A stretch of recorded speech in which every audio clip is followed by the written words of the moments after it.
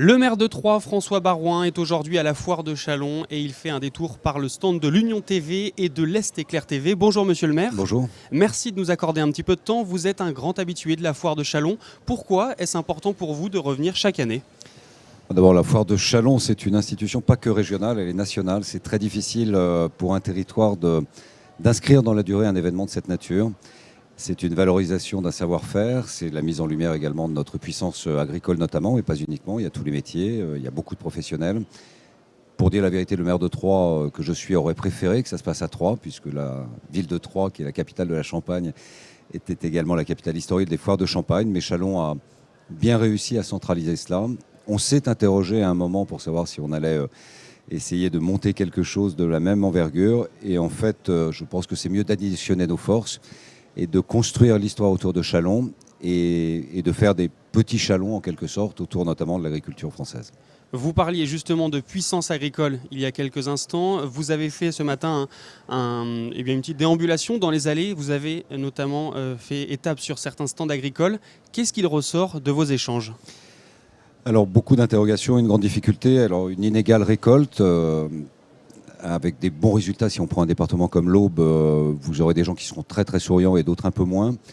Donc sur le plan de la récolte, c'est bien. En revanche, les incertitudes inflationnistes sont immenses. Ma conviction est qu'on est au-delà des prévisions de la Banque Centrale Européenne ou de la Banque de France. On sera plus proche de 10 sur les produits alimentaires. Donc ça aura des conséquences naturellement pour nos agriculteurs, mais ça aura des conséquences pour les Français.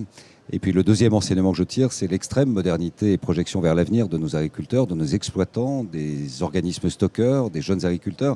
Ils ont 2 trains d'avance et les Français ne le savent pas. Ou ceux qui sont contre l'agriculture historiquement ne savent pas la modernité des exploitations, la protection de l'environnement, l'utilisation intelligente de ce qui est devenu l'or noir, qui est aujourd'hui l'eau. Ce sujet-là est absolument majeur.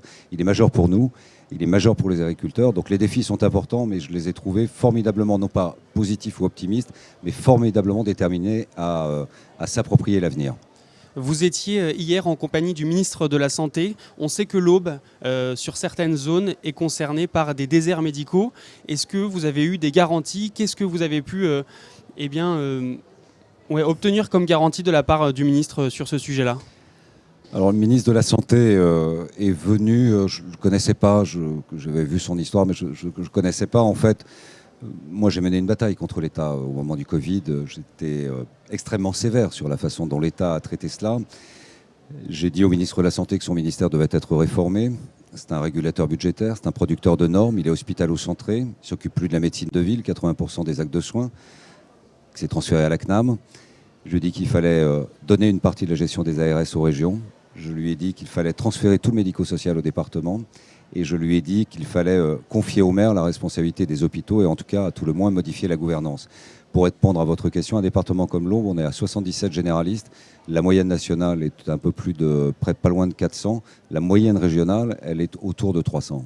Donc il n'est pas venu avec un cortège de voitures en déposant, voilà, j'ai 20 médecins généralistes ou 30 ou 200 qui arrivent et qui vont s'installer. C'est plus compliqué que ça malheureusement, mais c'est l'addition des initiatives que nous avons prises.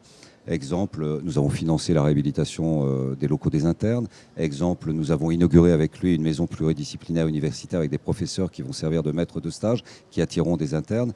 Exemple, un lien un peu plus étroit avec le CHU de Reims, ce qui montre aussi la collaboration régionale qui peut exister dans le domaine de la santé. Le CHU n'est pas là pour fabriquer des médecins pour Reims, il est là pour fabriquer et former des médecins pour la France entière, dont 3. Alors ça va être long. Il y a un vrai creux, mais j'ai apprécié sa venue, j'ai apprécié son discours de s'appuyer sur les initiatives locales et j'ai apprécié également la volonté déterminée de corriger les injustices. Et il y a eu une injustice à l'hôpital de Troyes dans une sous-dotation et là il a pris des engagements, c'est précieux. On a rarement autant parlé d'économie d'énergie. Vous, en tant que maire, est-ce que vous allez prendre des engagements dans les semaines et les mois à venir ? Alors, on n'a pas attendu ni la crise ni l'effet de mode pour s'attaquer à ce problème. La ville de Troyes a été la première ville à installer dans tout le patrimoine public et sur tout le domaine public les lampes à LED. Et on est LED depuis de très nombreuses années. Les sources d'énergie, évidemment, elles sont maîtrisées, contrôlées, regardées. On ne va pas tout maîtriser. On a un patrimoine qui est parfois ancien et qui ne répond pas à tous les critères, mais on accélère beaucoup. On est en train de réfléchir également, mais alors de manière plus préventive et pédagogique, par exemple à travailler avec les commerçants pour valoriser ceux qui jouent le jeu de je n'ouvre pas ma porte quand j'ai la clim, et c'est la même chose pendant l'hiver, puisque cette question elle se posera de la même manière et avec la même intensité. Donc c'est à la fois une utilisation des nouvelles techniques, c'est une valorisation des énergies renouvelables, c'est une pédagogie pour le plus grand nombre de la puissance publique vis-à-vis des partenaires privés, et c'est une éducation collective autour de ces sujets. C'est un sujet d'actualité qui est par ailleurs devant nous encore. Et concernant l'inflation, est-ce que vous êtes inquiet de cette situation ? Comment vous envisagez les choses ? Il se trouve que j'ai été ministre des Finances dans une période de crise où on avait un stock de dette très important, une incertitude sur la protection même de l'identité de notre monnaie. Elle était menacée de disparition et le patrimoine des Français était menacé. Mais l'inflation était à 1,7%. Et on nous disait à l'époque, tous les experts du FMI, de la Banque Centrale Européenne, de la Commission de Bruxelles, que l'inflation c'était fini. C'était la fin de l'histoire, il n'y aurait plus jamais d'inflation. Comme quoi il faut se méfier des experts. Et comme quoi il faut être très attentif à ce cycle, parce que les mêmes nous disaient aussi qu'au-delà de 5% d'une inflation, on avait du mal à la maîtriser. Alors l'inflation, elle va avoir un côté positif, parce que comme on est très endetté, privé et public, ça va grignoter sa dette plus rapidement.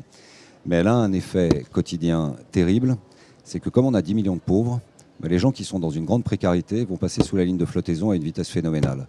Et donc si vous avez une inflation à 8, 9 ou 10, avec des taux d'intérêt qui se tendent. On est déjà pas loin de 3,5 ou 4% sur les taux d'intérêt à 10 ans en Italie. Si vous avez une tension sur les dettes souveraines, une tension sur la dette privée et un problème de pouvoir d'achat, là, socialement, vous pouvez avoir un rendez-vous. Donc c'est un sujet de grande préoccupation pour répondre directement à votre question. Autre sujet, on vous a souvent prêté une ambition nationale. Est-ce que c'est quelque chose que vous avez en tête aujourd'hui ? Alors, on me l'a prêté à un taux d'intérêt usurier puisque je n'avais jamais pris de position personnelle sur ce sujet. Je suis passionné de politique, je suis rentré très jeune, j'ai eu la chance et l'honneur d'être député à 27 ans, j'étais ancien ministre à 30 ans, donc au fond ma carrière était déjà effectuée.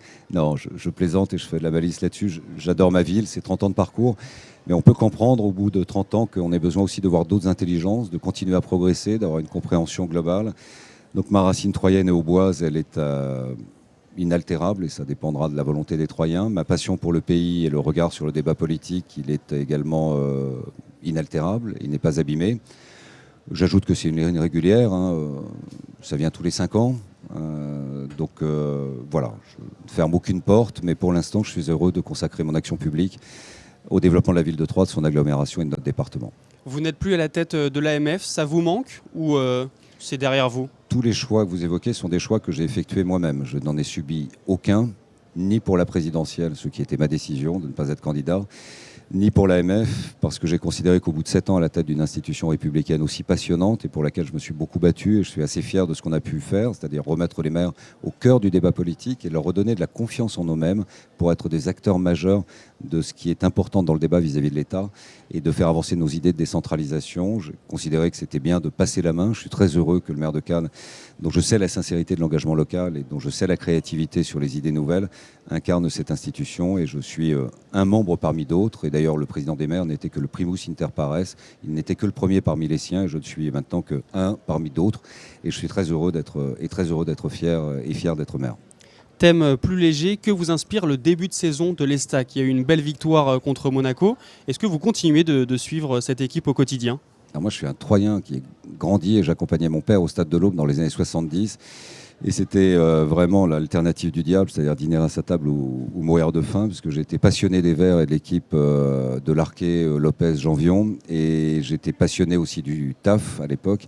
Donc je continue de suivre, je suis un supporter acharné. Le début de saison m'a terrifié, parce que prendre 10 buts en 3 matchs, et je dois dire que le match contre Toulouse était très préoccupant, mais j'ai confiance dans le nouvel actionnaire dont j'ai souhaité l'arrivée à 3, parce que dans le monde moderne et dans le foot, il faut les reins solides, et Manchester City appartient à un grand groupe qui a pignon sur rue avec de l'argent propre, ce qui n'est pas neutre non plus dans ce monde très incertain. Ils sont intelligents, ils ont l'expérience, et ce que j'espère, c'est que le public va réinscrire dans le temps cette histoire de faire corps avec son équipe. Et je suis convaincu que l'arrivée des nouveaux, les 2 jeunes de Paris, que Paris n'a pas voulu, et c'est très bien qu'ils soient à 3, Ronny Lopez a fait une sortie tonitruante pour le match contre Angers. Il a fait quand même de très beaux mouvements et donc il apporte une touche technique. Et j'ai l'impression quand même que ce mercato il est plutôt réussi puisque l'Est Éclair a lancé un questionnaire pour savoir si le mercato a été réussi. Je crois qu'on est hors délai, mais enfin moi je pense qu'il est réussi. Et la victoire contre Monaco était aussi spectaculaire qu'inattendue, donc elle va donner un stock de confiance. Et cette affaire de foot, c'est vraiment un stock de confiance. C'est une œuvre collective. L'Est Éclair, c'est une œuvre collective. La ville de Troyes, c'est une œuvre collective. Et une équipe de foot, c'est une œuvre collective. Il y en a un qui doute, c'est 11 qui doutent. Si les 11 sont en confiance, ça peut faire des belles choses. Dernière question, quand on est maire de Troyes et qu'on est à la foire de Châlons, est-ce qu'on mange forcément une andouillette ou justement on essaye de changer un petit peu ? Non, alors on vous en propose toujours, mais ça c'est vraiment la bonne éducation chalonnaise. Et en revanche, on mange très bien. Et on boit pas mal aussi, donc je ne suis pas mécontent que l'heure de la sieste arrive pour vous parler franchement, et je dois la vérité de le dire. Merci monsieur le maire. Merci pour votre invitation.